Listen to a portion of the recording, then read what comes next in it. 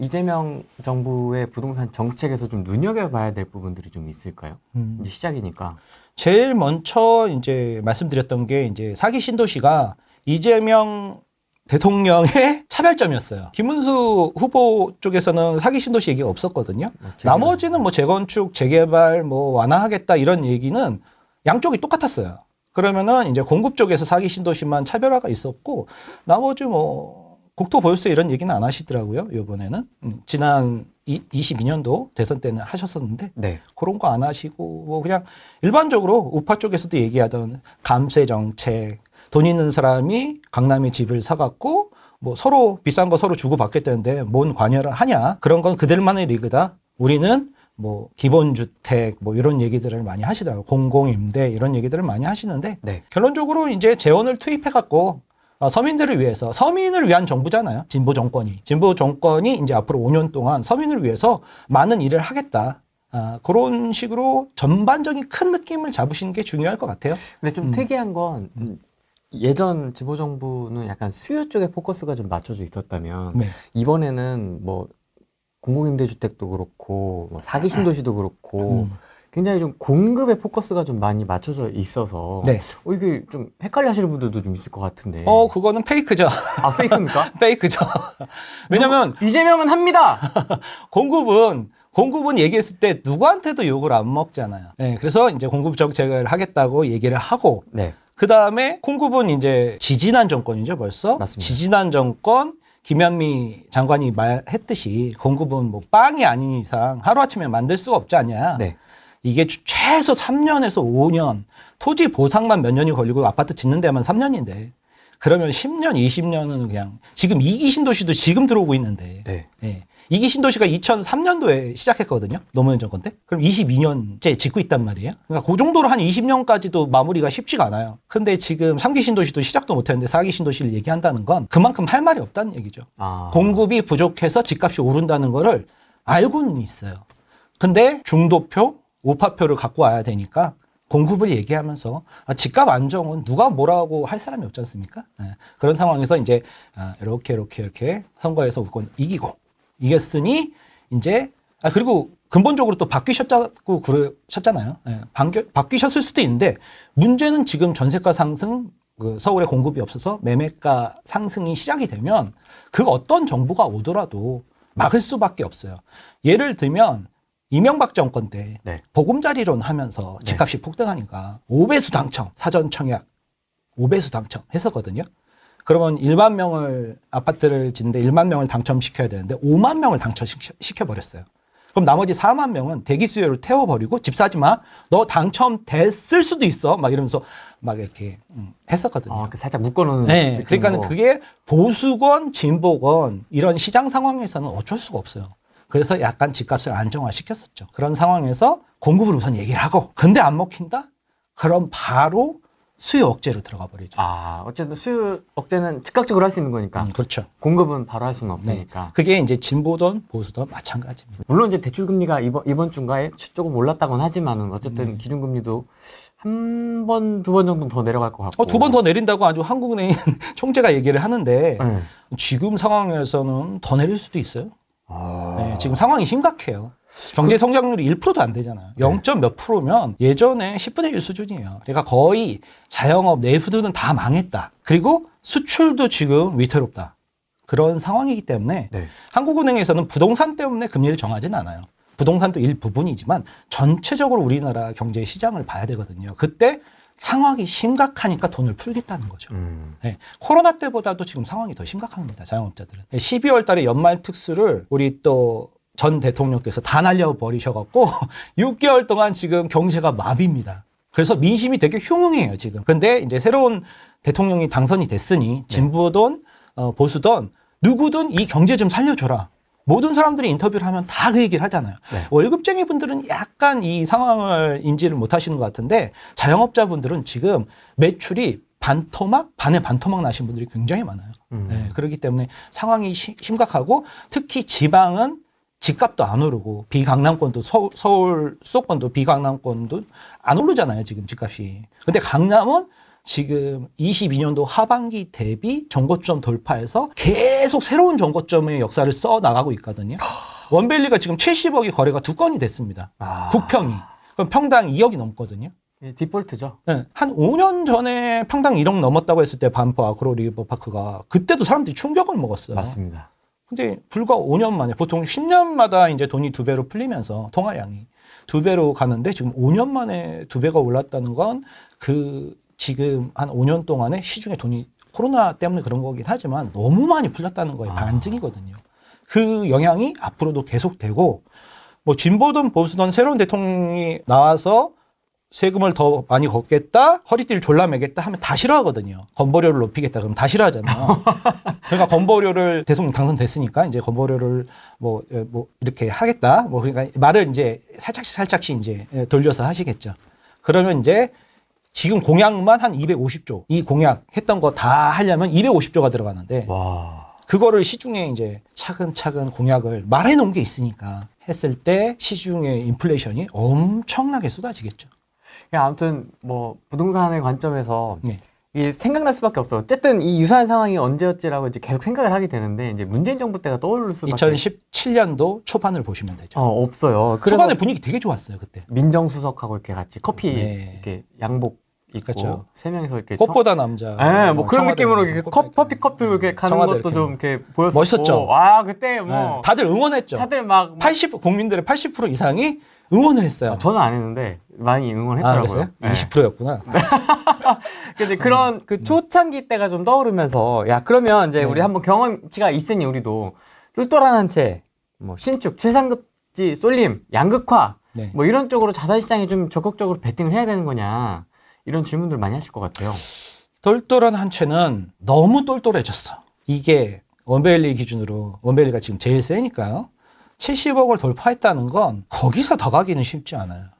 저는 이제 풍선 효과와 갭 맞추기로 한강벨트, 마용성, 지금 막 거래가 일어나고 있는 마용성이 엄청나게 상승이 되면서 토어제 확대 지정이 될 것 같습니다. 과천 쪽, 분당 쪽, 마용성 쪽은 토어제 확대 지정이 될 것 같아요. 과천은 워낙 좀 얘기가 많이 나와가지고 네. 상승폭이 가파르다는 얘기가 나와요. 그렇게 되면 또 이번엔 그 옆에 쪽이 오르기 시작하겠죠. 뭔가 비슷한데? 봤던 기억이 나는데 어디서? 그죠. 기시감이 들죠. 네. 네, 계속 이렇게 번져나가기 시작하겠죠. 네, 그래서 수도권은 엄청난 상승 후 강력한 수요 억제책. 제일 먼저 대출 규제부터 하겠죠. 제일 쉬우니까. 그리고 했었잖아요. 15억 이상 뭐 대출 금지 막 이런 거 했었잖아요. 했었던 거니까. 네, 그래서 하면서 그게 이제 안 먹히죠. 그 다음에는 뭘 하겠어요? 그 다음에는 세금 막 압박하겠죠. 부동산들 돌아다니면서 막 현장 조사하고 막 그러면서 막 압박하겠죠. 그래서 이제 묶어놔야죠. 그러니까는 이제 규제를 안 하겠다는 그 헛된 희망은 갖지 마셔야죠. 그럼 시행령으로 그 뒤로 밀어놓은 양도세 중과배제 있지 않습니까? 네, 끝에서부터 이제 다시 하겠죠. 아니 뭐 그 전에 더 센 걸로 할 것 같은데. 보통 이제 올해 6개월 동안 올해 이제 6개월 남았잖아요. 올해 안에는 이제 분열된 나라를 통합? 네, 통합. 네, 국민의 대통령 반대파도 의견을 달리하시지만 같은 국민이다. 그러면서 이제 통합이 위주죠. 지금부터 막 세게 할 수는 없죠. 바로 모냥 빠지잖아요. 네, 그러니까 처음에는 이제 이렇게 하시면서 이제 조금 이렇게 위험 있게 태극기 딱 타시고 이제 잘 하시겠죠. 네. 그리고 잘 하시려고 해요. 왜냐하면 문재인 정권 때 실수가 반복되지 않으려고. 그래서 정권을 뺏겼잖아요. 네. 그러니까 그 정권을 유지하고 싶잖아요. 그러니까는 정치인 입장에서 보자고요. 그러면은 그때 실수한 거를 하지 말아야 되니까 이번에는 조금 다르게 하려고 하지만 결국 시장 상황은 녹록치 않다. 금리가 하락하고 그러니까요. 시중엔 돈이 엄청나게 풀리고 그죠? 통화량하고 금리가 제일 중요한데 거기다가 이제 서울은 30년 만에 역대 최소 공급이 내년부터 확정이에요. 앞으로 3년간. 그러면은 전세가 폭등에 이제 매매가 폭등은 수순이다. 근데 이걸 어떻게 누가 와서 막을 수가 없어요. 그러니까 이건 뭐 어떤 정권이 와도 그냥 욕을 먹을 수밖에 없는 상황이 됐어요. 앞으로 몇 년 동안. 그럼 그때 그냥 욕을 먹으면서 자기 지지자들한테까지 배척을 받겠냐? 아니면은 자기 지지자들을 보존하기 위해서라도 마냐사냥을 하면서 어떤 한 지역을 소수를 타겟으로 이렇게 좀 할 거냐. 그거에 갈림길에 놓였을 때 내가 정치인이 돼도 쉬운 선택을 한단 말이죠. 어려운 선택을 하지 않고. 왜냐하면 내가 욕을 덜 먹기 위해서. 그래야 정권이 유지가 되잖아요. 그런 깊은 정치와 부동산, 경제까지도 생각을 하셔야지 단순히 내가 어디를 사서 집값이 오르지 않을까? 이런 단순한 생각을 하시는 분들이 있는데 그렇게 생각하시면 안 돼요. 큰 그림을 그려야지. 그러니까 나무를 자꾸 보시는데 나뭇잎이 아니라 나무가 아니라 산이 아니라 산맥을 먼저 이해하셔야 돼요. 아, 산맥. 산맥. 예, 더 큰 그림. 그래 놓고 그 안에서 산을 보고 나무를 보고 내가 볼 물건을 살까 말까 이렇게 결정을 하셔야 되는데 자꾸 요 앞에서 벌어지는 양극화가 지금 이렇게 됐으니까 더 될 거다 이렇게 하는 거는 그냥 뉴스에 나오는 얘기를 그냥 일반 양민들이 하듯이 얘기를 하는 거예요. 양민. 네. 지금은 이제 이렇게 지금 한 7배, 8배로 벌어졌기 때문에 네. 국평 기준으로 비강남권하고 강남권이 서울 안에서도 네. 여기서 더 벌어질 수는 없어요. 예전에 한 2배 벌어졌던 게 지금 7배, 8배로 벌어졌거든요. 그럼 여기 아래쪽이 이제 따라 올라가죠. 어쩔 수가 없죠. 여기서 더 갈 수는 없죠. 더 가는 거래들이 한두 건은 있을 거예요. 근데 그게 대세는 아닐 거예요, 앞으로. 양극화는 앞으로 대세는 아닙니다. 지금 지방을 다 팔고 뭐 서울에 똘똘한 한 채 강남에 막 이렇게 사시는 분들이 있는데 네. 막차 타시는 거예요. 네, 저는 그렇게 봅니다. 일반 대중하고 다른 북소리를 들어야 됩니다. 들리진 않아요. 근데 잘 들면 들려요, 조금씩. 아, 들려요? 근데 잘 보셔야 되죠. 그럼 일단 산맥부터 한번 좀 설명해 주십시오. 이거 왜 가져오신 거죠, 이 자료는? 부동산 정책에 대해서 어떻게 하실 거냐 그랬더니 생각이 많이 바뀌셨다고. 그죠? 좋네요. 그죠? 집은 주거용이지 투기용이 아니어야 된다. 근데 이념적으로 맞죠. 저는 이제 그 사실을 많이 강화해가지고 있었고 그에 기반한 주장도 많이 했었죠. 근데 그게 지금 생각을 해보니까 불가능하다. 그건 당위일 뿐이고 현실은 그렇지가 않다는 겁니다. 라는 코멘트입니다. 네. 저는 뭐 얘기했잖아요. 자기야말로 진정한 보수다. 중도 보수다. 이렇게 말씀을 하셨는데 그렇게 생각이 바뀌셨던 안 바뀌셨던 그건 중요한 건 아니고 이런 말을 한다는 것 자체가 중요하다고 봐요. 이걸 생각을 한다는 거잖아요. 조금이라도. 이런 게 이제 의미 있는 변화인데 선거 전에 했단 말이죠. 후에도 말씀을 하셔야 되는데 후에는 이제 말씀을 하실지 어떨지는 전 잘 모르겠네요. 좋습니다. 네. 그래서 결론부터 내고 얘기하면 재밌지 않습니까? 네. 네. 강남은 지금 거래량이 급감했어요. 거의 몇백 건도 안 돼요. 지금 서울 거래량이. 강남은 거래량이 급감해서 제일 문제는 이제 매도할 물건들이 없어요. 매수자는 많은데 매도자들이 이렇게 많이 올랐는데 뭐 1년 만에 반포 같은 경우는 10억씩 올랐는데 왜 팔아 이러죠. 20억대가 30억이 됐거든요. 반포자이. 네, 20억 초반에 들어갔던 저희 수강생들이 지금 33억에 거래되니까 10억 버니까 이 인간들이 놀더라고요. 해외여행 다니고. 변심. 그죠? 더 열심히 해야 되는데 네. 그때 얘기하셨던 것처럼. 근데 어쨌든 거래량이 급감한 이유가 네. 이제 너무 많이 폭등을 하니까 이제 이게 계속 갈 거라고 생각하는데 쉬어가죠. 그래서 토지 재지정, 그죠? 3월 중순에 3월 19일 날 토지 재지정이 서초까지도 해버리니까 이제 그 실수요자 아니면은 전입을 하지 못하면은 이사를 들어오지 못하면 이제 못 사는 거예요. 그러면 이제 비강남권이거나 지방분들은 이 사태에 대해서 분노를 해야 되는데 왜 이거를 그냥 모르는 것 같아요, 내 생각에는. 강남이 이제 남의 나라 얘기고. 근데 이제 2월 달서부터 잠깐 해지됐을 때 지방의 유지들은, 돈 많은 사람들은 강남을 많이 샀다. 그래서 강남에는 오히려 지금 전세 물건이 좀 있어요. 그리고 서초 메이플자이가 2월 달, 이번 달에 입주라서 늦어져도 7월까지는 입주를 할 것 같은데, 얼마 전에 사전 점검했었는데, 네. 그 메이플자이가 한 3,000세대, 잠원동에, 한강변에. 그 3,000세대가 입주를 하면서 서초는 지금 반포 쪽, 잠원 쪽은 전세 물건이 많아요. 거기랑 지금 동대문구가 이게 지금 서초하고 동대문구가 유일하게 지금 공급폭탄으로 전세 물건이 좀 많으니 그쪽에 가서 전세 구하실 분들은 좀 구해보시는 것도 괜찮고 전세로 한 번 더 기다리실 분들은 그렇게 하시는 게 좋을 것 같습니다. 그래서 매매 거래량은 급감했다. 네, 가격은 폭등 중이다. 강남권 기준으로. 근데 그게 이제 강남 3구하고 용산까지 토지를 지정해 버리니 이제 마용성으로 강동까지 쫙 퍼지고 있다. 그리고 과천하고 분당까지도 거래가 활발하다. 그렇게 됩니다. 그래서 가격이 요동을 치고 있어요. 뭐 압구정 같은 경우에는 70억 대형 평수 기준 70억 거래된 다음에 75억 이렇게 돼야 되는데 그 다음에 80억으로 뛰어버려요. 1, 2억이 아니야. 이제 1, 2억은 돈도 아니야. 5억, 10억씩 오르는데 그건 저 세상 얘기고 이제 현실적으로 우리 서민들이 사는 6억에서 12억 기준으로도 온기가 들어가고 있다. 근데 그게 좀 과도하게 지금 들어가고 있어서 이 상태로라면은 뭔가 규제 대책이 빠른 3개월 안에 나올 것 같다. 그리고 지난 정권에서 얘기했던 7월에 DSR 3단계가 시작이 되면 대출이 줄어들거든요. 그래서 집 사기가 더 어려워집니다. 대출이 줄어드니까요. 네. 그래서 내 집 마련을 하실 분들은 지금 빨리 하셔야 됩니다. 그래서 계약서 쓰자마자 그걸 들고서 바로 은행에 가서 자필 서명해야지 7월부터는 대출이 확 줄어들기 때문에. 근데 이제 시간이 한 달밖에 안 남았는데요. 너무 촉박하지 않습니까? 그러니까 준비가 돼 있었어야죠. 아. 항상 부동산은 관심을 기울이고 있었어야 됩니다. 그래서 가격이 급등하고 또 뭐 싸게도 갑자기 거래되는데 그런 건 이제 내부자 거래 같기도 하고 그래서 이제 가격이 요동칩니다. 아까 전에 얘기했잖아요. 진보는 뭔가 이렇게 된다. 이렇게 앞으로 이게 더 심화될 거다. 가격 요동이. 그러니까 전 롤러코스터라고 그래요. 폭등했다, 폭락했다. 폭등했다, 폭락했다. 근데 그게 단기간에 볼 때는 이렇게 되지만 장기적으로 멀리서 봤을 때는 그게 우상향에서 폭등, 상승, 폭등, 상승 이렇게 된다는 거죠. 네, 그래서 우상향으로 갈 거다. 공급도 지금 대책이 없고 수요는 지금 쏟아지고. 맞아요. 네. 공급 대책 없지, 수요 진짜 막을 길 없지. 이 심리를 어떻게 잠재울 건데 지금. 그게 제일 문제죠.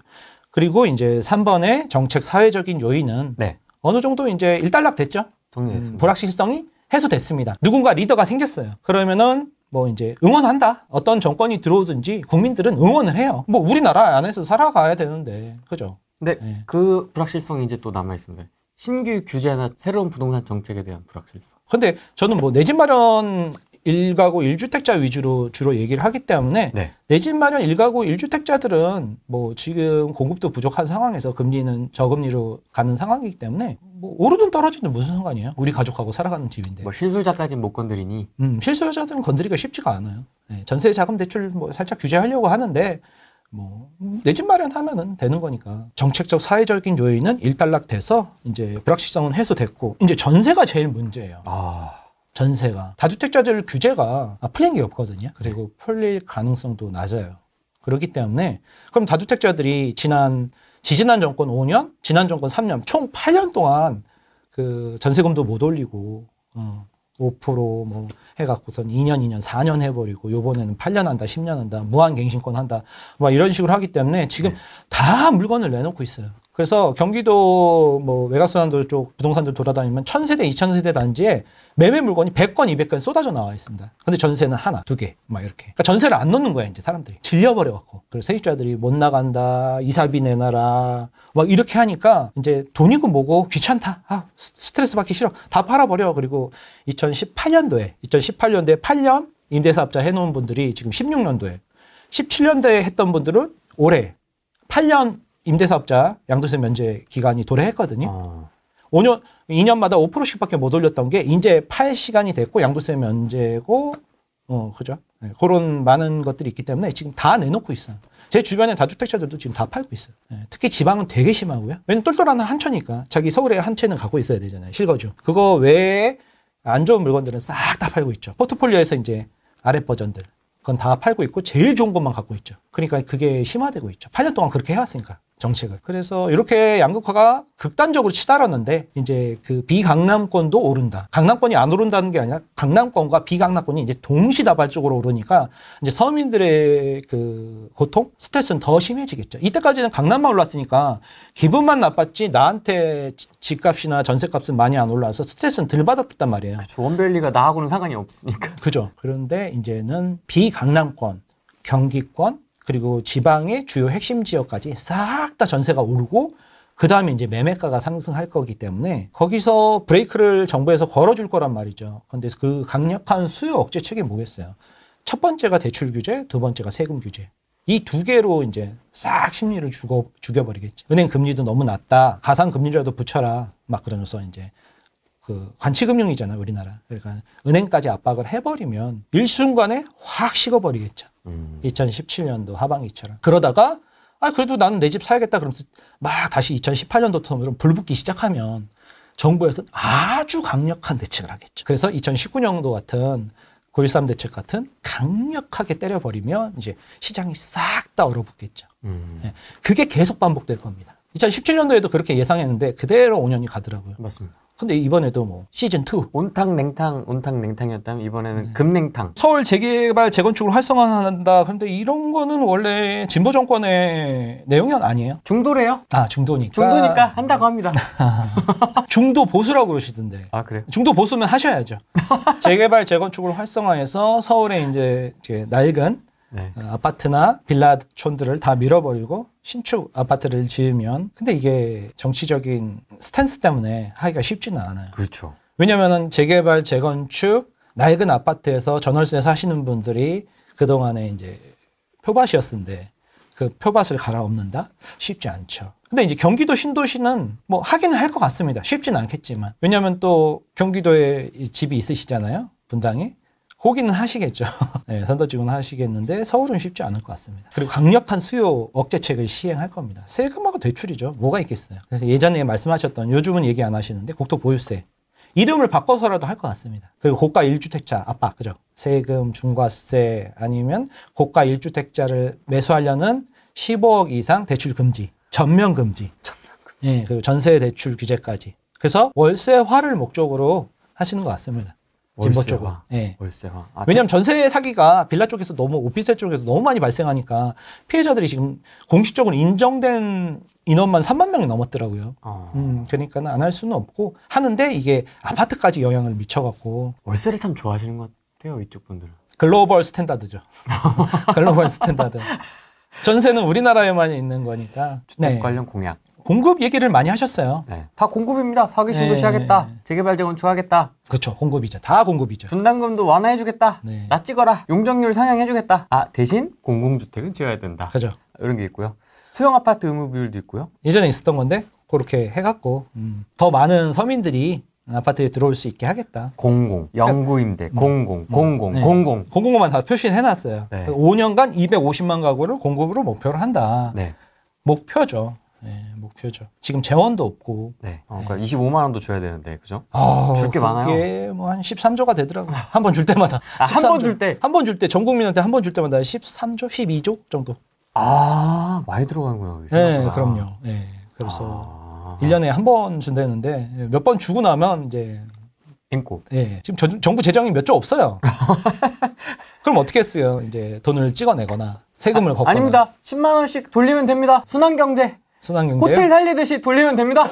괜찮습니다. 그래서 예전 대선 때 22년도 대선 때하고 지금하고 공약이 많이 바뀌었어요. 많이 바뀌었어요. 네. 그 당시에는 국토보유세 뭐 이런 얘기들을 하셨었는데 네. 지금은 이제 공급 얘기만 하면서. 그러니까 신기해요. 자극적인 세금 얘기는 안 하시더라고요. 다 빼더라고요. 네, 이렇게 흘러가고 있습니다 지금. 네. 그 당시 공약 한번 볼까요? 그 당시엔 더 심했어요. 분양가 상한제, 분양가 원가 공개. 아, 이런 게 전통적으로 진보 쪽의 스탠스죠. 3종 세트죠. 네. 분상제, 후분양제. 후분양제. 여기 네, 그러니까 세트. 서민을 위해서 안전하게 하겠다 이거죠. 기본주택, 국토보유세 맞아요. 아, 기억이 새록새록 납니다. 공공 임대. 그래서 저 깜짝 놀랐어요 이번에 그 팜플렛 보고. 네. 이게 부동산 얘기가 거의 없죠. 부동산 얘기도 없고 찾아보면은 아까 전에 그런 내용들이 이게 그 우파 정책이냐 이쪽 진보 정책이냐 구분이 안 가더라고요. 그러니까 양쪽이 똑같은 공약을 하니까 혼란스럽더라고요. 맞아요. 근데 이제 저는 오랫동안 하다 보니까 이제 이쪽 스탠스를 아는데 최근에 공부를 하시는 분들은 원래 이런 줄 알더라고요. 네, 원래 그렇게 네, 이렇게. 그럼 이걸 보여주시지 이 자료를. 예, 이게 그 불과 3년 전 자료인데도 사람들이 집단 치매에 걸렸는지 이걸 잊어버리더라고요. 그래서 제가 이제 계속 얘기를 해주면 3년 전에 이랬어요? 이러시더라고요. 최근에 공부 시작하신 분들도 많잖아요. 그러니까 3년 전이 아니라 8년 전에도 이랬었다. 그리고 그 옛날에도 그랬었다. 그런 역사적인 흐름을 좀 알아야 내 집 마련을 할 수가 있죠. 역사를 모르는 민족한테는 내 집이 없습니다. 정책 결정권자는 공정성과 효율성상에 의해서 균형을 잡아야 된다. 어느 게 중요한 게 아니라 지금 우리나라 상황에 따라서 효율성은 경제 파이를 크게 하자. 그리고 파이를 분배하자. 공정하게. 정부 개입, 세금, 복지로. 다 아는 내용인데 이렇게 딱 깔끔하게 정리되어 있는 게 없더라고요. 그래서 제가 한번 정리를 해봤습니다. 좋습니다. 강조 포인트도 돼 있습니다. 네, 그래서 밑줄도 시장의 자율 작동, 유행 구조. 근데 놔뒀더니 너무 많이 이렇게 오르지 않냐. 그걸 좀 통제해야 되지 않겠냐. 그런 공정성에 초점을 맞춘 게 진보 정권. 그러니까 불평등이 심화된 양극화 같은 상황에서 너무 그렇게 한쪽만 오르고 안 오른 데는 영원히 안 오르고 하니까 이걸 좀 분배를 하자. 그런데 이제 보수 쪽에서는 그게 아니라 거기서 인센티브를 좀 해서 가난한 사람들도 도와주고 막 이렇게 하자 이렇게 얘기를 하는데 이번에는 이쪽으로 진보 쪽으로 간 거죠. 국민들의 대다수가. 예를 들면 그런 거예요. 최저임금을 올렸어요. 문재인 정권에서. 그래서 들어오자마자 16.4%를 올렸어요. 그래서 6,000원이던 1시간 최저임금이 7,500원으로 16%가 상승했어요. 1년 만에. 그 소득주도 성장. 그렇죠. 네, 소득 일환으로. 돈을 많이 나눠주면 사람들이 더 부자가 되지 않겠냐. 일 많이 하는 사람들한테 많이 나눠주자. 뭐 나쁜 건 아니에요. 근데 편의점을 기준으로 그러면은 이제 알바생이 뭐 주 6일 근무하고 뭐 월 200씩 가져가는데 요즘 내수가 침체돼서 편의점도 장사가 안 된대요. 그래서 편의점 사장이 200을 못 갖고 가는 상황이 발생하는데 알바생은 일도 적게 한대. 그러니까 어떻게 되냐? 고용이 이제 잘라버리죠. 알바생을. 200 줄 바엔 차라리 부인하고 본인이 맞교대한다. 그런 내용들이에요. 그래서 아니 최저임금을 높였더니 고용 효과는 오히려 떨어지더라. 그래서 서민들이 더 힘들어지더라. 그게 일 열심히 하는 서민들한테 돈 많이 주자는 게 나쁜 건 아닌데 이게 너무 비싸지니까 사람들이 고용을 안 해버린다. 대기업도 지금 신입사원 안 뽑잖아요. 너무 비싸지니까 인건비가. 그렇게 되면은 이제 지금 한 8년 만에 거의 10,000원이 돌파했는데 이번 정권 5년 동안에 분명히 12,000원 돌파할 겁니다. 최저임금. 그러면은 12,000원이요? 2017년도에 6,000원이었던 최저임금이 8년, 9년 만에 한 12,000원 정도 돌파해버리면 모든, 그러니까 아파트만 2배, 3배 오른 게 아니라 모든 물가가 2배가 오른 거예요. 그렇기 때문에 내 월급이 지금 한 8년 동안 2배가 안 올랐다? 그럼 그래서 너무 가난해진 것 같아요가 아니라 실제로 가난해진 거예요. 그러니까 이게 상황이 심각해지는 거죠. 공정성을 강조했더니 오히려 잘렸다. 편의점 알바생이. 이렇게 되는 거죠. 그래서 정부에서 은행, 관치금융으로 은행을 통제하고 건설사를 통제하고 개인까지 세금하고 대출로 압박해버리면 거대 정부가 되는 거죠. 한국은행 금리까지 조정해버리면. 진짜 큰 정부다. 통화량 정부. 거대 정부를 뭐 공약집들 보면 이렇게 나와 있잖아요. 정부의 힘으로 분배 조정을 하겠다. 그렇기 때문에 앞으로 벌어질 세상은 이렇게 된다. 5년 동안. 그건 인지하시고 이렇게 현실 도피를 하시지만 안 되고 인정하시고 꿈에서 깨어나셔서 아까 이재명 대통령이라고 하실 때 네. 약간 섬뜩했습니다. 네. 이거 맞나? 믿기지가 않습니다. 그것도 문제야. 양쪽 의견을 다 들어봐야 돼요. 그래서 공정성 중요하잖아요. 그죠? 똑같이 일했는데 본인만 적게 받으면 기분 나쁘잖아요. 우리나라에서는 기분파기 때문에 네. 그런 걸 많이, 그러니까 능력보다는 결과의 평등을 되게 원해요. 그러니까 기회의 평등이 아니라 개인이나 시장보다는 그걸 믿었더니 이렇게 대기업 입속만 차리고 서민들은 어려워졌다. 대기업을 좀 더 쥐어짜서 서민들한테 이렇게 편안하게 하겠다. 나눠주겠다. 이런 분배의 정부죠. 네. 네, 그렇기 때문에. 근데 이제 공약을 많이 해놨으니까, 뭐, 진보, 보수 정권, 어느 정권이 들어왔어도 공약 해놓은 거를 이행하려면, 뭐, 무조건 돈이 들어가요. 그렇기 때문에 통화량이 그쵸, 정권 초기에 풀리는 건 당연합니다. 그럼 어떻게 해야 되겠어, 우리는? 현물을 많이 들고 있어야 돼요. 그럼 그 현물이 뭐겠어요? 뭐, 라면이나 생수를 사다 놓을 거야? 집에? 그럼 결국엔 부동산이죠. 근데 이거에 대한 종부세 성격의, 국토보유세 성격의 어떠한 거를 만들어서 그 재원으로 나눠주겠다. 국토보유세, 땅하고 건물을 다 하면은 그 정도 자금이 되니까 그걸 한 번씩 이렇게 1년에 나눠주겠다 하면 이제 12조, 13조 이렇게 25만 원씩 나눠주면. 그래서 자기들 딴에는 다 계획이 있어. 그렇게 계획들을 세우고 계시더라고요. 이렇게 읽어보면은. 이따가 소개해드리겠습니다. 이따가 책도 소개해드릴 텐데. 네. 그래서 이런 식으로 스탠스가 이제 진보 정권이 들어왔으니까 흘러간다. 이제 좀 그려집니다, 네. 이게. 꿈에서 깨셔라. 당신이 원하는 세상은 안 온다. 5년 뒤에 나온다. 정신 차려. 애국 청년은.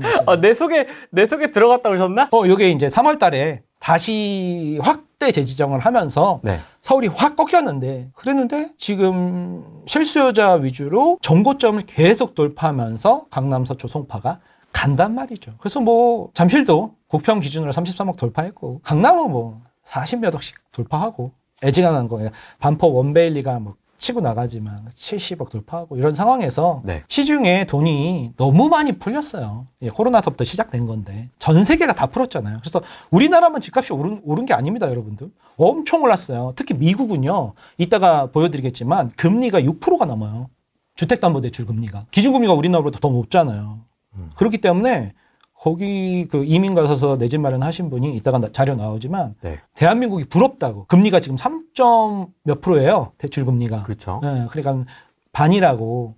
미국 물가도 엄청 올랐어요. 햄버거 뭐 하나 먹으면 $20 세트 막 이래갖고. 근데 미국 연봉이 평균 우리나라의 2배가 안 되거든요. 근데 물가는 2배가 올랐으니까 이게 지금 미국 사람들도 너무 힘들다. 그래서 이제 트럼프를 찍었던 거죠. 3월 달에 나왔던 건데 벌써 기억이 가물가물하죠, 여러분들? 네. 그죠? 2달 반 전이니까. 네. 그래서 그때 확대되니까 이제 딱 마비를 시켰던 거죠. 근데 다시 확대되고 있어요.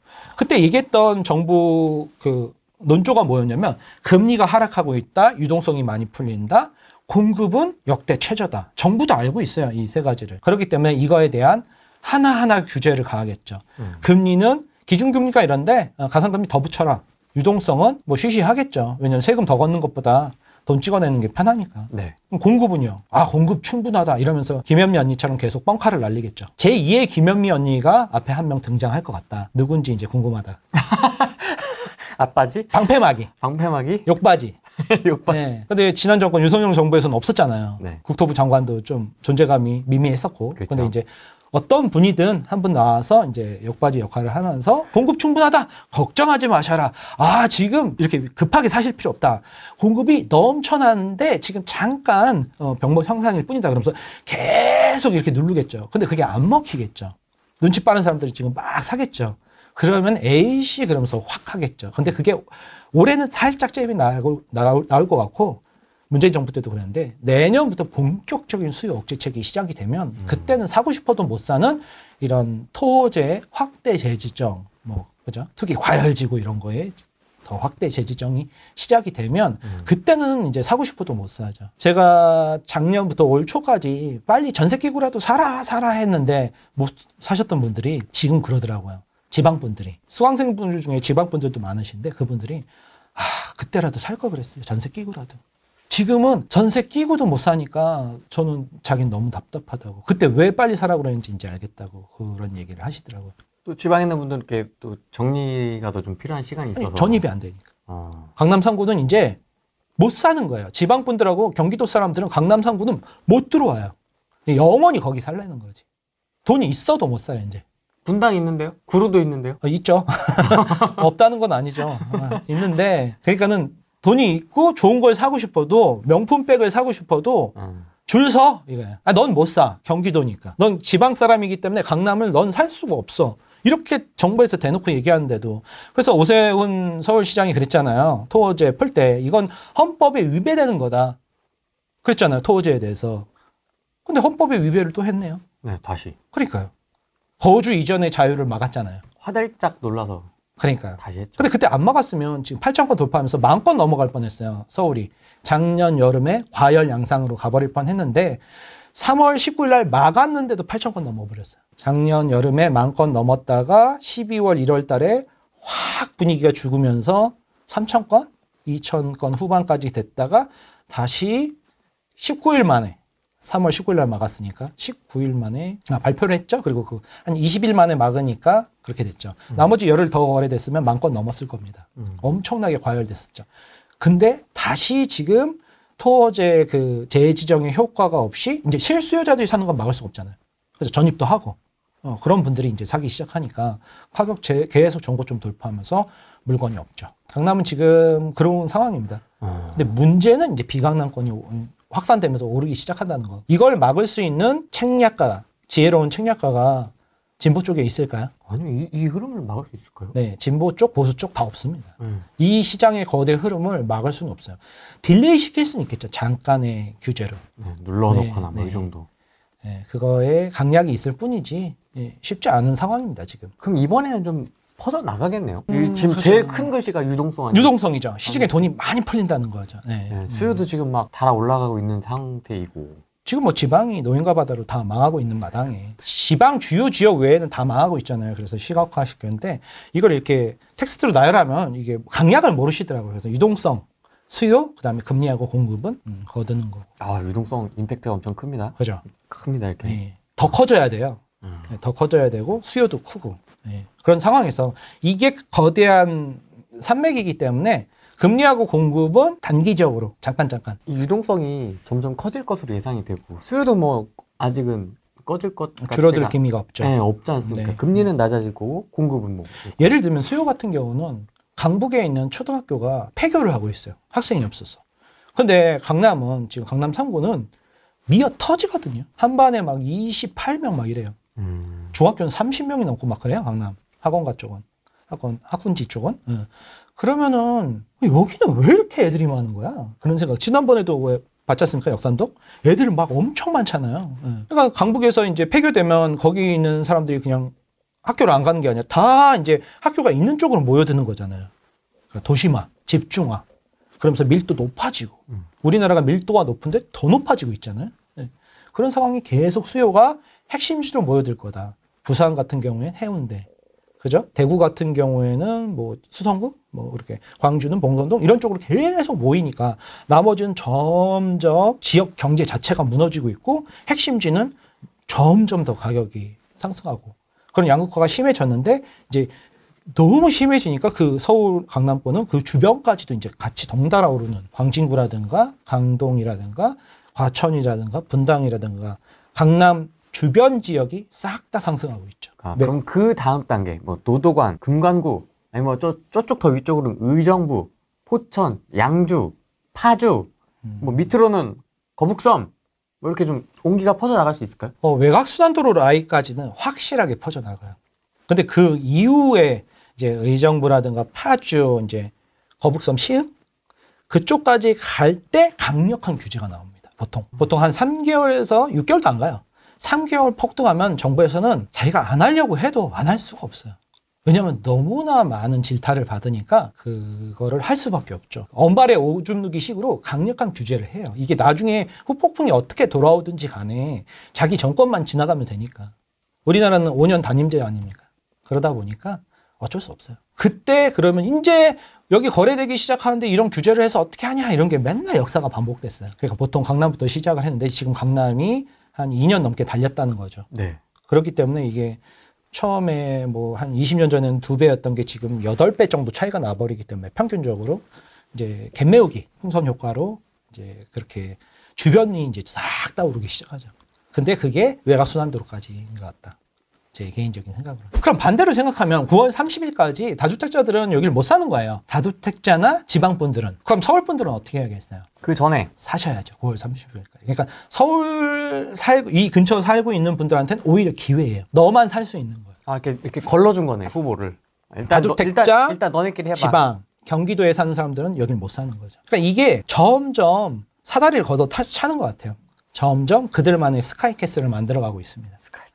네, 왜냐하면 진보든 보수든 대부분이 강남에 집이 있거든요. 특히 이제 거래량 급증한 거 이건 아까 전에 말씀드렸고 네. 대선 후보 이제 부동산 공약 이제 대통령 이제 국토교통부 장관이 누가 되는지 그쪽에서 이제 공약 나오는 거 특히 다주택자 공약을 잘 보셔야 돼요. 나는 다주택자가 아니라 실거주로 내 집 마련 한채 할 건데 그래도 다주택자 공약을 봐야 되는 게 뭐냐면 전세랑 연결이 돼 있죠. 다주택자들이 지금 집을 다 팔고 있잖아요. 그렇기 때문에 다주택자를 지금 지난 정권 총 8년 동안 압박을 했으니까 전세가 지금 전멸이잖아요.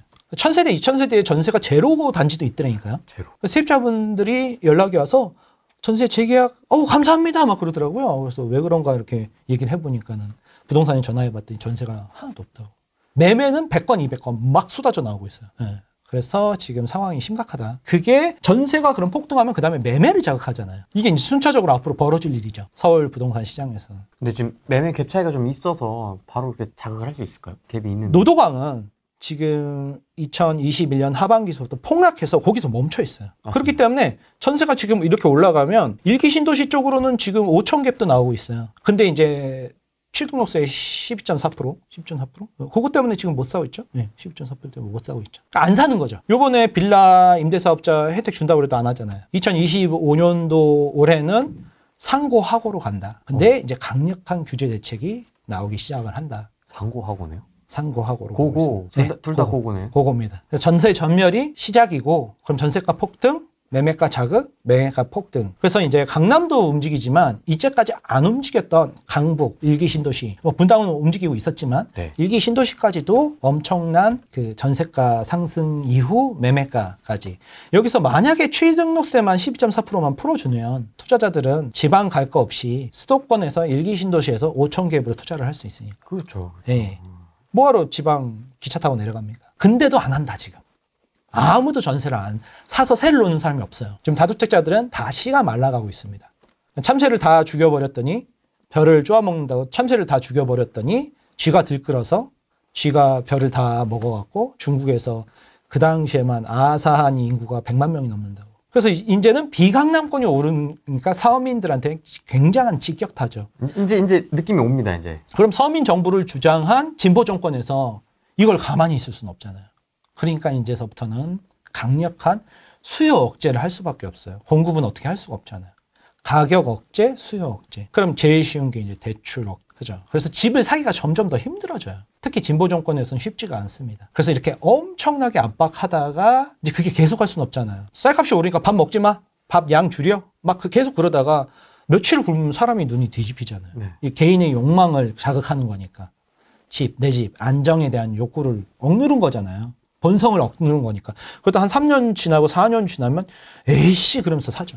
3월 달에 스텔스 DSR 시작되죠? 3단계. 7월에 3단계. 7월 달에 시작되죠? 이건 뭐 지난 정권에서 한 거기 때문에 이재명 대통령이 후보 시절에 계속 그랬잖아요. 아, 부동산은 안 건드리겠다. 안 건드리겠다는 이건 그냥 한다는 거잖아요. 근데 이제 수도권하고 비수도권은 차별화를 둬야죠. 지금 지방이 너무 침체돼서 지방을 좀 살려야 되거든요. 그래서 수도권하고 비수도권, 지방을 이제 차등 적용한다. 이거는 뭐 어쩔 수 없이 하는 거고요. 그러니까 7월에 이렇게 대출이 줄어들기 때문에 이게 대출이 많이 줄어들거든요. 실수요 하시고 싶으신 분은 빨리 사시는 게 낫다. 그리고 이제 9월까지 이제 서울 내 집 마련하실 분들은 좀 하시고 9월 이후에는 오히려 한 텀 쉬어 가셔야 돼요. 제 개인적인 생각은. 왜요? 그 다음부터는 뭐 강력한 억제 대책이 나올 거니까. 그러면 그 다음에 폭락한 다음에 사면 되지 않냐 이런 질문들이 되게 많은데 네. 폭락할 때 살 수 있을까요? 다시 또 어수선해지지 않을까요? 그럼 올 초에 삼성전자 폭락하고 미국도 좀 어려울 때 5억 10억씩 올인하셨어요? 그죠? 폭락할 때 못 사요. 선수들도 무서워하는데요. 투자를 많이 해본 사람도 폭락할 때 덜덜덜 떨면서 매수 버튼 누른다는데요. 주식. 맞아요. 이게 맞아 하면서 산대요. 네. 고수들도. 너 감정이 흔들리지 마 그러면서 막 이렇게 이러면서 아니야 누를 거야 아니야 그러면서 막 이렇게 해서 매수 버튼 누른다는데요. 맞아요. 그러거든요. 그러니까는 이제 보통 상승하는 때 사는데 뭐 앞으로 이제 좀 많이 억제를 하는데 그러면은 나중에 사는 게 더 싸게 사잖아요. 못 산다니까요. 나중에 그냥 아예 부동산을 잊고 자기 생활 한다니까요. 계속 떨어질 건데 왜 사요? 상식적으로 그게 맞잖아요. 네. 근데 이 부동산은 상식을 훨씬 넘어섭니다. 그렇기 때문에 쉽지 않아요. 그냥 내 집 한 채 하고 회사 생활 열심히 하는 게 제일 편해요. 내 집 한 채 좋은 데다 하고 회사 생활 열심히 하는 게 제일 편합니다. 대통령께서 그러셨거든요. 네. 주식 코스피 5천 시대 만들겠다. 어떻게 해요? 대신 부동산으로 돈 버는 건 안 된다. 얘기하셨었거든요. 본인도 주식 하신다고. 네. 4천만 원. 본인도 주식을 되게 좋아한답니다. 주식으로 돈 버신 분들을 전 많이 못 봐갖고. 네. 네. 부동산으로는 근데 10년 전, 20년에 서울 부동산을 사서 손해보신 분들은 또 없잖아요. 그러니까 저는 확률적으로 높은데 베팅을 하는 게 맞지 않냐. 그리고 내가 초보라는 걸 먼저 인정을 하셔야 돼요. 이 경제 주체 중에서. 아까 전에 얘기했잖아요. 정부, 은행, 기업은 그 전세사, 나는 개인. 그럼 이 4개 주체 중에서 자기가 이 3개 주체를 이길 수 있다고 생각을 하시더라고요. 절대 못 이기죠. 그렇죠. 그럼 나는 초보다. 그냥 플랑크톤이 플랑크톤. 그렇죠. 네. 그냥 벌레. 여기저기 밟히고 뜯어먹히는 풀 정도. 야생에서. 전 잡초라고 해요. 잡초. 그걸 인정해야 돼요. 네, 인정해야지 뭐 내가 주식을 사갖고 싸게 사서 오르면 비싸게 팔겠다는 그런 헛된 망상을 가지고 있더라고요. 맞습니다. 네. 그래서 90%가 다 손해를 보잖아요. 박살나죠. 네. 부동산도 마찬가지예요. 그래서 뭘 사갖고 팔아서 이득을 먹겠다는 것 자체가 자기가 생각하는 것에 오류가 있죠.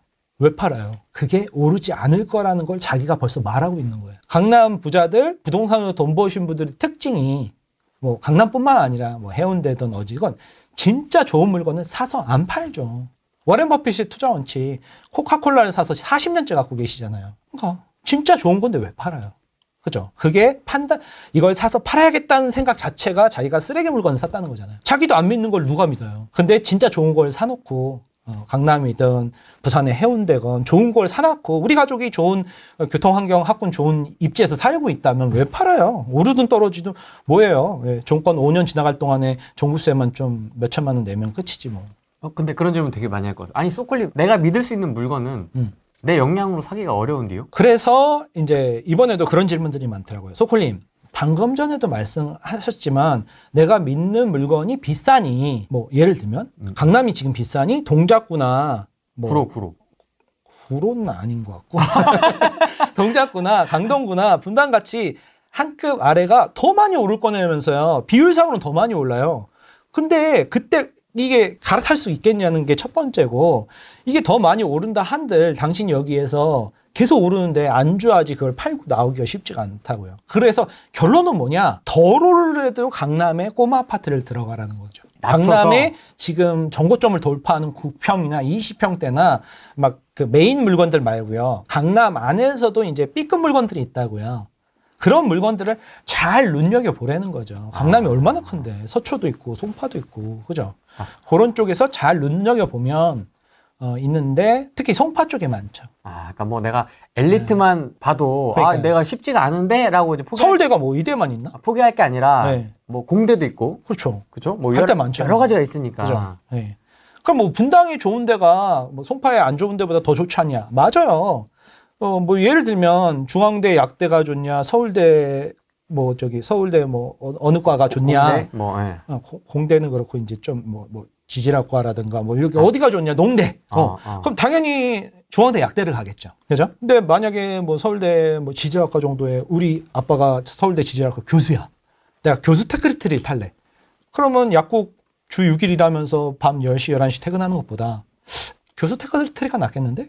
그러면서 이쪽으로 갈 수도 있단 말이죠. 그러니까 그런 걸 잘 판단해야 된다는 거죠. 자기 직장 위치, 애를 키울 건가, 애를 낳고 학군지에서 애를 좀 빡시게 키울 건가, 돈 많이 들어가고, 막 이런 생각까지도 다양한 내 실거주 관점에서 바라봐야지 이걸 사서 팔아서 이득이 많을 때 여기 강남으로 들어와야지 이런 바보 같은 생각을 하시는 분들은 못 들어와요.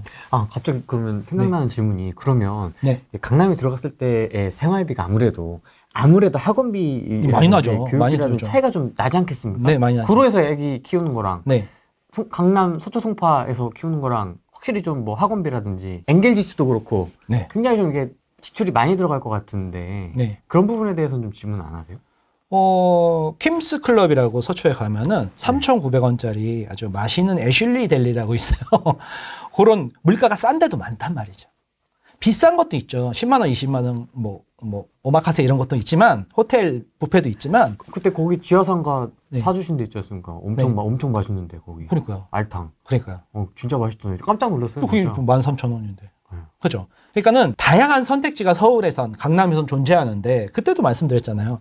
지방에서는 그냥 백반집 하나밖에 없다고. 8,000원짜리. 그러니까 더 비싼 걸 먹고 싶은 사람도 8,000원짜리 먹어야 되고 지방 소도시에선 돈 없는 사람도 8,000원짜리 먹어야지. 돈 없다고 2,000원짜리 은박지에 싼 김밥이 없어요. 지방 소도시에 가면 그냥 8,000원 백반집이에요. 그런 거 있잖아요. 그러니까 선택의 폭이 다양하다. 그러니까 우리 애가 학원비가 많이 들어. 그럼 강남에서는 그러면 위화감 느끼겠네요? 당연히 위화감 느껴요. 아니라고는 인정 안 해요. 네. 당연히 위화감을 느끼는데 문제는 이제 거기에 있는 그때도 말씀드렸지만 동사무소에서 뭐 수학 그 방과후 교실을 한다. 뭐 몇만 원 안 해요. 그러면 대치동 학원 강사가 그간 새끼 강사가 바로 옆에 동사무소에 와서 저녁에 여기서 애들 가르치면서 어떻게 해요? 자기가 이제 메인 강사가 됐을 때 미리 이제 유치원생들, 초등학교 저학년들을 이제 영업을 하는 거죠. 그죠? 싸게. 그러면서 열심히 가르치죠. 왜냐하면 자기가 연습도 하고 거기서. 그런 식으로 이제 그 주변에 인프라가 워낙 잘 돼 있으니까. 그런 거를 잘 활용하면, 그러니까 더 바쁘게 움직여야 돼요. 그러니까는 뭐 집값이 싸니까 흥청망청 술 먹고 외제차 끌고 해외여행 다니는 그런 분위기 아니에요. 열심히 해야죠. 뭐 부자들은 뭐 강남에서도 외제차 끌고 뭐 해외여행 다니고 막 하겠지만, 그러니까 서민이 강남이나 인서울 좋은 입지에 들어갔을 때 더 생활비가 많이 드니 회사에서 야근하려고 그러면 자 그러고 막 쿠팡 배달하고 막 더 열심히 살아가야 된다는 거죠. 더 난이도가 올라가는 거 아닙니까? 그러면 삶의 난이도가? 근데 대학교 때 회사 들어가면 돈 벌어서 좋아했는데 삶의 난이도가 훨씬 올라가지 않아요? 그렇죠. 그럼 똑같죠. 더 많이 깨지고. 내 집 마련하면 인서울만 하더라도 이제 본 게임 시작이에요. 쉴 수가 없죠. 아플 수도 없죠. 회사를 관둘 수도 없어요. 대출 이자가 나가니까. 그러니까는 강제저축을 더 열심히 하게 되죠. 그래서 빡시게 그렇게 10년만 지나면 요번에 주택연금 12억 이상도 가입이 되잖아요. 네. 그럼 12억이면 65세서부터 그 주택연금 걸어놓잖아요. 65세서부터 230만 원 정도 나와요. 죽을 때까지. 두 노인네가 죽을 때까지 국가에다 팔고, 그죠. 요번에는 이제 민간은행에서 시작을 한다는데, 뭐 강남에 한 26억짜리는 460. 통장에 지금 하나은행에서인가? 따박따박 넣어주잖아요. 네. 이제 시작했어요. 시작한다고 제가 계속 얘기했거든요. 외국에선 그게 영모 기준으로서 하잖아요. 그래서 좋은 내 집 마련을 하나만 하면 해운대든 뭐 어디든 수성구든 강남이든 서울이든 좋은데 분당이든 해놓기만 하면 노후 준비까지 끝나는 거예요. 이제. 그러니까 너무 막 투자에 막 주식에 코인에 이렇게 스트레스 받고 살지 마세요. 시간 짧아요. 그러니까 내 집 마련에만 총력전을 하시고 그 다음에는 좀 이제 가족들하고 즐기면서 회사 생활만 빡시게 하고 주말에 좀 나른하면은 배달 알바 좀 하고 감자탕집 설거지 좀 하면서 대출이자 좀 보태고 나른하다고. 차 팔고 해외여행 가지 말고 그렇게 한 10년만 20년만 빡시게 하면 내 자산이 구축이 되죠. 그러면은 이제 노후에 이제 폐지 주스러 다닐 일은 없죠. 주택연금 그리고 부모님이 땅이 있어서 땅 물려받으신 분들 있잖아요. 그럼 토지연금도 있어요. 토지연금, 주택연금 그리고 국민연금에서 뭐 한 50만 원, 공무원연금에서 50만 원, 100만 원 이렇게 나오면은 두 노인네가 아프지만 않으면 먹고 사는데 전혀 지장이 없죠. 100살을 살아도 돼요. 그냥 200살까지 살아버려 그냥. 공급은 이제 거들뿐이긴 한데 확인은 하셔야죠. 네. 공급이 지난 30년 역사상 최저예요. 올해가 아마 마지막 대규모 서울의 공급이고 내년부터는 공급이 없어요. 30년 만에 최악. 처음 경험해 보는 거죠? 첫 경험. 이런 공급은? 저도 어떻게 될지 모르겠어요. 이런 공급을 본 적이 없어요. 서울에. 근데 이제 오세훈 전에 박원순 서울시장이 뉴타운 출구 전략이라고 해서 이명박 때 서울의 빌라들 다 밀어버리고 아파트 이제 1000세대 빌라 밀고 1000세대 해봤자 이 동네가 도로서부터 상하수도 시설, 학교, 공원이 부족하니까 이거 가지고는 안 되겠다. 이 1000세대가 아니라 여기 1000세대짜리 빌라 여기를 10,000세대를 밀고 15,000세대를 하자. 그러려면 쫙 밀고 도로부터 하고 신도시. 그러니까 서울 안에 신도시가 뉴타운이라고 여러분들 생각하시면 돼요. 신도시를 만드는데 도로부터 만들고 여기 1000세대, 1000세대, 1단지, 2단지, 학교, 공원, 상가 이렇게 신도시처럼 그렇게 해서 그 동네를 싹 다 갈아엎는 게 뉴타운 전략이었는데 이명박 전 대통령이 서울시장이었을 때 하던 거를 박원순 정권 10년 동안 다 막아버렸어요. 뉴타운 출구 전략이다. 서민들을 괴롭힌다. 그래서 부시지 말고 벽화를 그려라. 그렇죠. 장신동에 100억을 들여서 페인트 칠해서 벽화를 그렸죠. 그렇죠. 그런데 지금 그 여파가 계속 오고 있죠. 그럼 또 우리 오세훈 서울시장이 보수인 줄 알았더니 또 이제 오락가락 하시는. 그래서 오세훈. 오락가락이 오세훈. 그래서 이제 왔다 갔다 하면서 풀었다 줬다 이러면서 좀 본인도 지금 왔다 갔다 하시면서 요즘은 또 한강에서 수영을 하시더라고요. 몰라. 수영할 때가 아닌 것 같은데. 그러니까 수영하고 계시던데요. 네. 네. 상황이 녹록치가 않다. 그래서 올해 보시면은 잠원동에 메이플자이가 6월 달에 3,000세대 들어오고 휘경동에 자이 있잖아요. 네. 1,800세대밖에 안 되더라고요. 그거랑 이제 이문동에 아이파크가 4,000세대로 조금 많고요. 그거 외에는 없어요. 올해가 서울 대규모 물량의 마지막이다. 그럼 사람들이 이 상황의 심각성을 지금 모르죠. 그러니까 올해 내 집 마련 하시려는 거죠. 하실 분들은. 그리고 아니다. 난 그냥 결혼도 안 하고 아기도 안 낳을 거다. 그러신 분들은 그냥 사시면 되는데 결혼하시고 아기를 낳겠다는 생각이 있으신 분들은 9월 전까지는 사시는 게 좋지 않을까? 서울에. 그래도 결혼을 안 하더라도 사실 의향이 있으시면 사는 게 맞는 것 같아요. 당연하죠. 근데 그렇게 얘기하면 너무 한쪽만 얘기한다고 그럴까봐. 악플 많이 달리더라고요. 왜요? 전 맨날 그래요. 노처녀들에도 서초에 내 집 마련한 골드미스가 낫지 않냐? 그렇죠. 그럼 2년마다 옮겨 다녀요? 근데 그렇게 선택하시는 분들이 많잖아요. 하락할 거니까 뭐하러 집을 사냐? 월급도 작은데 내 돈 펑펑 쓰고 싶다. 그러신 분들이 많잖아요. 해외여행 다니고. 네. 월급이 작으니까 네. 월급이 작으면 더 아껴야 되는 거 아니에요? 아니 국가에서 이제 기본주택을 해줄 텐데. 그거 공짜를 바라더라고. 그거 받으면 되니까? 공짜를 바라더라고. 국가에서 해줄 텐데 왜 내가 이렇게 내 월급의 3분의 1을 대출이자로 내냐? 그럼 난 이거 갖고 어떻게 사냐? 그럼 내가 먹고 싶은 거 못 먹잖냐? 그러네요. 기본주택 들어가면 되겠네요. 그럼 들어가면 되지. 소클린 강의 들을 필요 없네요. 뭐하러 들어요? 기본주택 들어가면 되지. 그렇죠. 공짜로 준다는데. 그러니까. 근데 세상에 공짜가 없습니다, 여러분들. 5년 뒤에, 10년 뒤에 아니면 이제 5학년 돼서 6학년 돼서 이제 떠돌아 다니는 거죠. 내 집은 아니잖아요. 그러면은 이제 좀 빈곤해지죠. 사람이. 이렇게 내천자가 생기면서 맞아요. 이제 부자들을 증오하죠. 이번에 대선 때 저쪽 이제 진보 쪽에서 이제 우리가 됐으니까 부자들을 혼내주자, 복수하자, 막 이런 얘기를 한다는데 복수? 뭐 부모를 죽였나? 부자들이. 그죠. 그러니까는 배고픈 건 참아도 배 아픈 건 못 참는 그런 게 좀 있으신 분들이 공짜를 원하고 그래서 제 친구가 구청에서 사회복지사 친구인데 네. 되게 힘들다고 이렇게 쌀 나눠주고 이렇게 하면은 더 주라고 다 먹었다고 막 구청에 와서 막 이렇게 하고 막 집어 던지고 막 그러면은 예, 사람들이 와서 아우 어머님 쌀 다 먹었다니까 더 줘 막 그런다고 그래요. 아 공짜로 받은 건데 다 먹었다고 더 달라고 하는 더 거예요? 달라고. 와. 공짜를 줘야지 내가 가난하니까. 가난한 게 권리는 아닌데. 그러니까 계속 배려가 계속되면 권리가 되니까 그러니까는 그 사회복지사 공무원들이 자살률도 높고 되게 힘들다고 그러잖아요. 네. 물어보세요. 주변에 사회복지사분들이 있으면 가난한 사람들에 대해서 어떻게 생각하냐 그러면은 자기도 가난한 사람들을 돕고 싶어서 사회복지사가 됐는데 노코멘트 하더라고요. 질려버렸다고. 그래서 뭐 아니신 분들도 있는데 근데 그렇게 또 이제 가진 게 없다 보니까 이제 각박해지는 것 같아 사람들이 약간. 지금 서울이 없어요. 3년 동안. 앞으로 3년 동안 서울 아파트 입주 예정 물량이거든요. 지금 동대문구하고 서초구 외에는 입주가 없어요. 최악. 근데 의외로 또 광명시가 많아요. 광명은 내년까지. 근데 광명 쪽 얘기 들어보니까 지금 그렇다고 매매 전세가가 떨어지진 않아요. 맞아요. 왜 둔촌주공 입주할 때 12,000가구 우리나라 역사상 최대 물량이어서 폭락할 거다. 전세 폭락, 매매 폭락할 거다. 왜 헬리오 1만 가구 2018년도에 12월 달에 입주하는 것처럼 네. 그럴 거라고 생각했는데 아니었어요. 그냥 지나갔죠? 그렇죠. 아니 올랐어요 오히려. 네, 올랐죠. 그래서 예측이 쉽지가 않다. 우리는 그냥 대응을 할 뿐이다. 예상만 하고.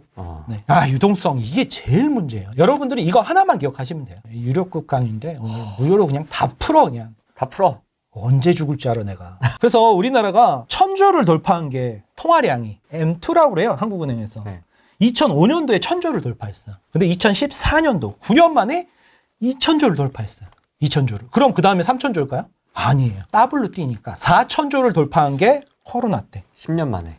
10년 안 걸렸어요. 14년서부터 20년이니까. 6년 만에. 6년 만에. 아니야, 여기. 2013년. 9년 만에. 9년 만에. 코로나 때 급증해갖고. 2000조가 3000조가 아니라 건너뛰고 4000조야. 그러니까 1, 2, 4, 8, 16, 32, 64, 128 이렇게 배수로 가버려요. 그러니까 집값도 그러잖아요. 1억 다음에 2억, 3억, 4억 이게 아니라 1억, 2억, 4억, 8억, 16억, 32억 이렇게 가잖아요. 그렇죠. 서울 평균 집값이 노무현 정권 때 3억이었어요. 지금 서울 평균 집값이 13억이 넘었습니다. 아파트 값이. 서울 아파트 값이. 그러면 지금 4배가 넘었잖아요. 20년 만에.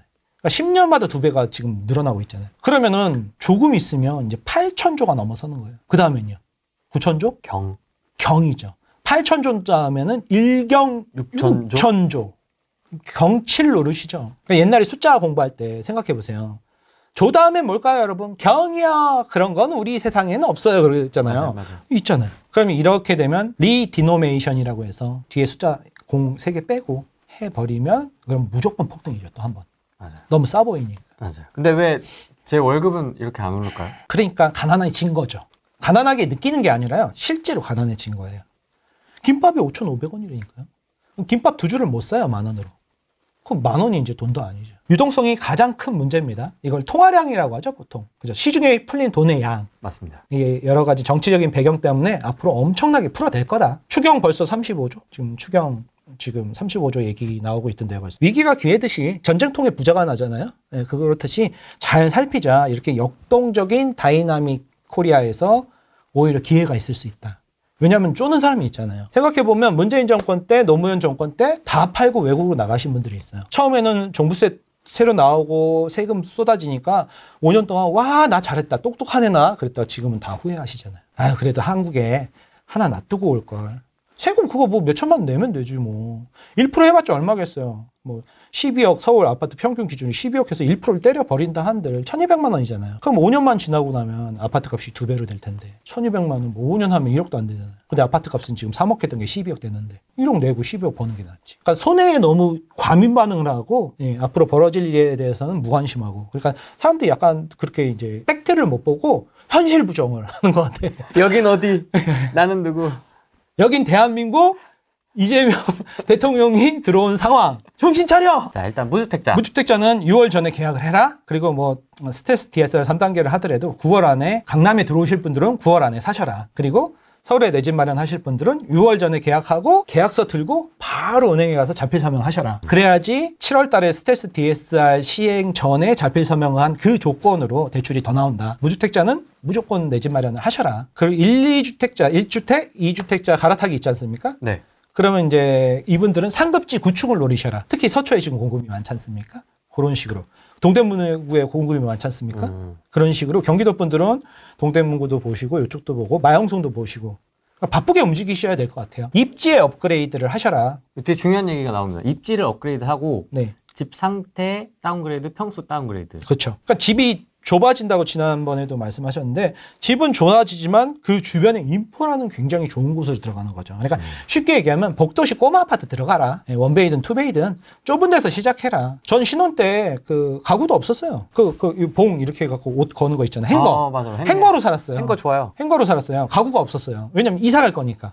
그래서 2년마다 비과세로 이렇게 업그레이드를 하셔라. 그렇게 계속 부동산에 관심을 가지셔야 돼요. 1년에 매달 자기 관심 지역은 계속 눈여겨보고 계셔야 돼요. 그래야 업그레이드를 해나가는 거죠. 그리고 뭐 자기 회사 생활하면서 진급도 하면서 연봉도 더 나오고 회사에서도 능력 쌓아갖고 회사 안에서도 갈아타기 뭐라 하네 스카우트 이직해서 연봉 2배로 되고 그러면은 자기가 뭐 10억 대출 이자를 감당했던 게 이제 15억 대출 이자 감당 가능하고 저녁에 좀 알바 좀 하고 그렇게 열심히 살아가면 그렇게 젊은 날 20, 30대 40대까지 열심히 살면 뭐 5학년쯤 됐을 때 이제 좀 은퇴해서 편안하게 살 수 있고 노후가 다 보장되고 그렇게 되는 거죠. 입지의 업그레이드, 평수의 다운그레이드를 하셔라. 이걸 잘 이해를 못 하시더라고요. 그러니까 쉽게 얘기하면 경기도 구축에서 경기도 신축에서 서울 구축으로 들어오셔라.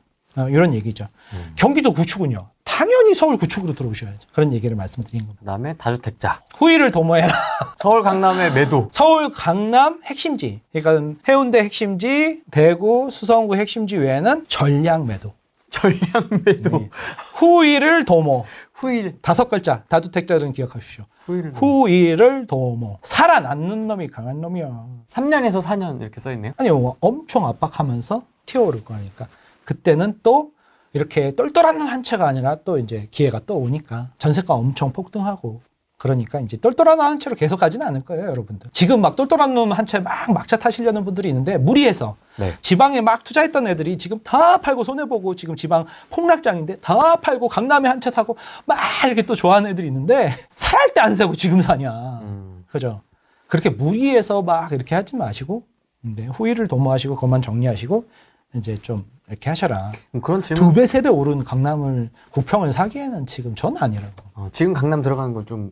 아니, 그러니까 강남의 메인 좋은 것들 있잖아요. 로열 단지, 로열층, 로열동 이런 거 말고 약간 B급 물건이면 모르겠는데 너무 많이 오른 거를 뒷바지 쓰는 거죠. 올해 상반기에 굉장히 많이 언급됐던 단지들. 네. 그런 거. 오르겠지만 오히려 그 마용성이라든가 그 외 지역들이 오르는 폭이 크지 않을까. 그래서 대출을 많이 받아야 되니까. 그러니까 2년 전에 사라고 그럴 때 안 사고 이제 와서 막 사겠다고 하는 사람들은 지금 상황 판단이 안 되는 거예요. 그때는 여건이 안 됐거든요. 그러니까는 대중에 휩쓸리는 거예요. 저는 항상 대중하고 반대되는 얘기를 많이 해요. 그래서 그때도 얘기했을 텐데요. 제 여기 영등포 친구들은 집 2년 전에, 3년 전에 폭락장에 사라 그러면은 야, 지금 뉴스도 안 보냐? 지금 폭락하고 있는데 왜 사냐? 그러고 최근에는 막 이제 사야 되지 않냐? 전화 오면은 이제 네가 산다는 거 보니까 막장이구나. 이 인간 지표야. 이렇게 얘기하거든요.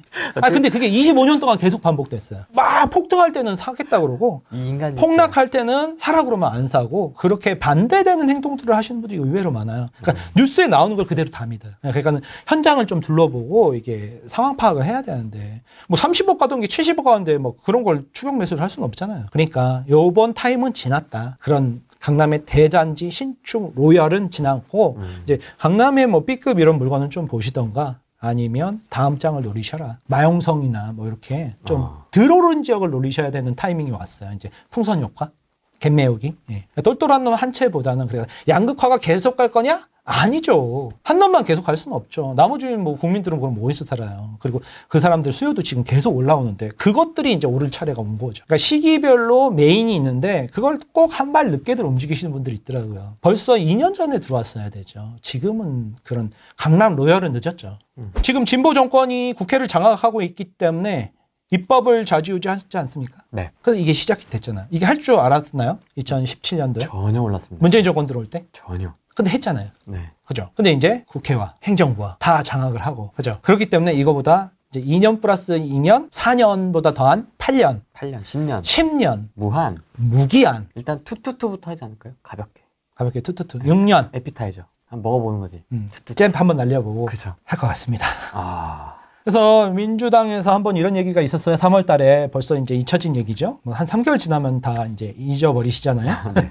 그래서 한번 갖고 와봤습니다. 그래서 여기서 이제 10년 보지 않게 막 논란이 있었죠. 근데 공식 입장은 아니라고 이제 네, 선긋기는 네. 했는데 뭐 네. 이런 얘기 나온다는 것 자체가 서민을 위한 정권. 제목이 무시무시한데요? 민주당이 지난번에 왜 우리가 정권을 뺏겼냐. 2년 전에 나온 책인데요. 왜 정권을 문재인 정권에서 윤석열 정권을 뺏겼냐. 아. 분석을 한 거예요. 복귀서네, 복귀서. 네, 복귀도 하면서 그 민주당의 진보 정권의 스탠스를 여기 책에다가 정리를 했어요. 2년 전에 나온 책인데요. 이런 게 있었구나. 네, 앞으로 민주당이 어떤 정책을 할지 궁금하신 분들은 한번 읽어보시면 좋습니다. 도서관에도 있겠죠? 2년 전 거니까. 그래서 읽어보시면 전반적인 큰 산맥. 민주당이 지금은 말은 이렇게 하지만 앞으로 어떤 정책을 하기 위한 정책 철학이 담겨 있죠. 근데 이런 책이 몇 권 있어요. 민주당 재집권 전략 보고서 요 책하고 공정한 부동산 지속 가능한 도시. 공정한 부동산. 예. 요 책 쓰신 이한주 여기 기획하신 분이 이제 또 그 책사. 인서울 기준으로 봤을 땐 무주택자분들은 내 집 마련을 빨리 하셔야 돼요. 네. 대출 규제가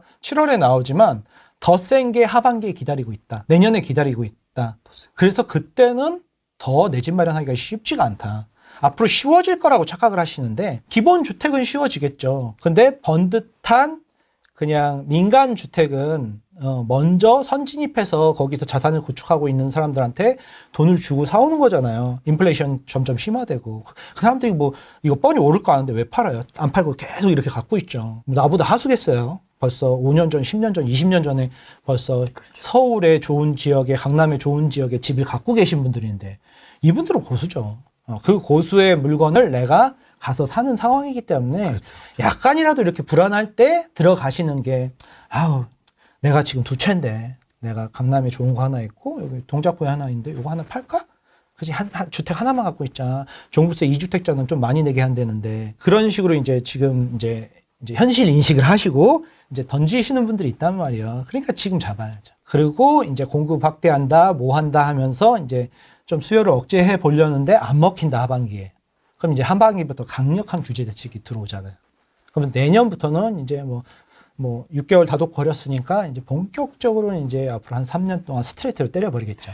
이재명은 굉장히 합리적이고 실용주의자라 부동산 안 때린다고 했거든요. 뭐 이렇게 저는 이제 방어적으로 투자를 많이 해요. 실거주조차도. 그래서 뭐 안 하면 좋죠. 근데 하게 되면 그때 대해서는 당황하시죠. 1주택자들은 무주택자들은 무조건 내 집 마련부터 하셔라. 인서울. 그리고 지방 같은 경우는 뭐 주요 지역으로 내 집 마련을 하셔라.